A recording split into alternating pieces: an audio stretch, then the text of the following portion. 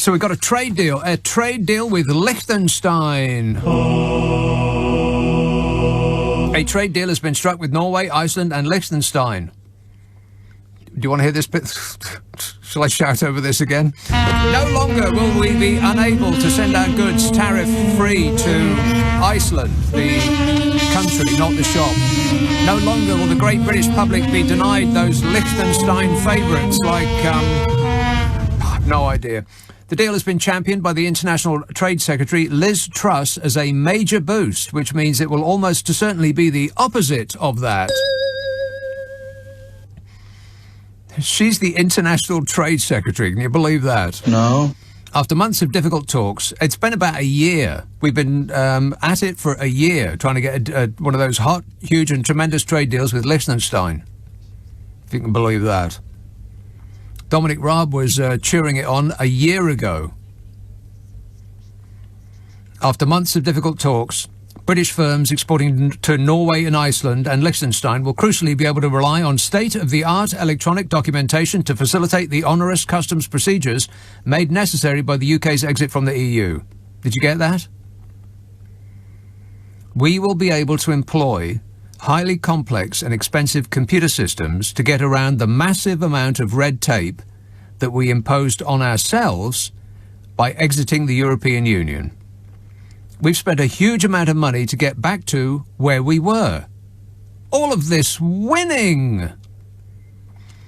And as you know, we are very good at highly complex and expensive computer systems. I mean, just look at our fantastic taste and test system. Contact tracing.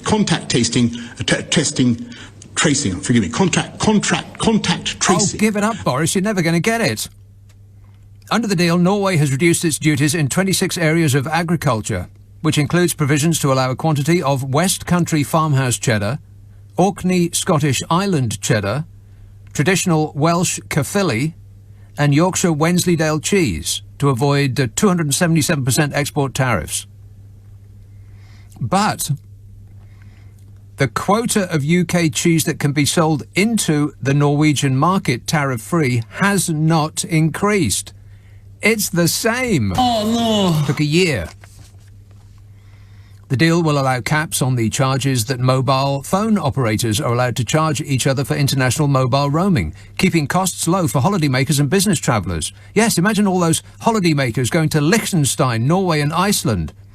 They're our #1 fun in the sun destinations. The deal otherwise echoes that between the UK and the EU struck last Christmas Eve. What? Yes. Yeah, it's the same thing. Oi, Erna Solberg. You know Erna Solberg, don't you? No. She is the Prime Minister of Norway. Wherever that is. She was speaking about this tremendous and huge trade deal. She said that there would be extra costs for businesses on both sides, which had been used to trading with the UK when it was an EU member state. Extra costs. Erna Solberg, Norway's Prime Minister, said it was inevitable that trade would be more bureaucratic and less dynamic than pre-Brexit arrangements, with the costs yet to be calculated. Oh, there'll be costs, all right. Without a see, there's another hard one. Without a veterinary agreement, veterinary,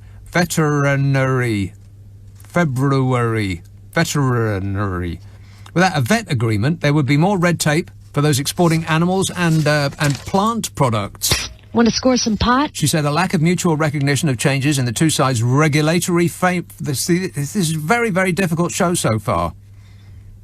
If only we had a professional to present it. She said the lack of mutual recognition of changes in the two sides' regulatory frameworks would demand further talks in future. Oh, no. Oh, my God. Which sounds less like the fantastic leap forward that Liz Truss was encouraging us to celebrate. But ask yourself, who do you trust? A flag-waving emissary from a regime famous for being a stranger to the truth and desperate for some good news? Or the Prime Minister of Norway, a country that has one of the highest scores in the world of trust in its government? Select.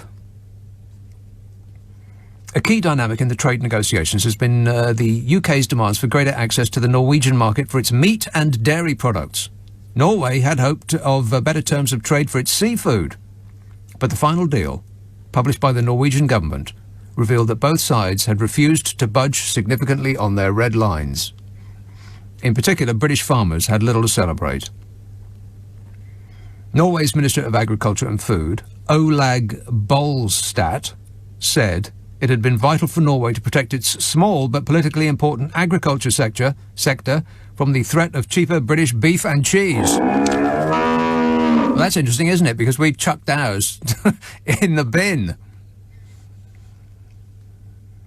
She added that her Christian Democrat Party had not wanted to reward the UK with better access to Norway than it enjoyed as an EU member state. David Hennick, a former UK government trade official, who is now director of the UK Trade Policy Project, said this UK EEA free trade agreement provides better trading conditions than World Trade Organization terms, though with considerably more trade barriers when compared to the previous single market relationship. He said, overall, this is quite a standard free trade agreement with limited economic value. A standard free trade agreement with limited economic value? I suppose we'll have to take it. Just as a side note, though, it really is a deal with the EFTA, the European Free Trade Association, which was co-founded by, can you guess? That's right, us. We founded it with Norway and Liechtenstein and others in 1960, and we left it on December the 31st, 1972, and joined the EEC the next day. We've come full circle to get to where we were 49 years ago. Talk about progress. It's not back to the future, it's forward to the past.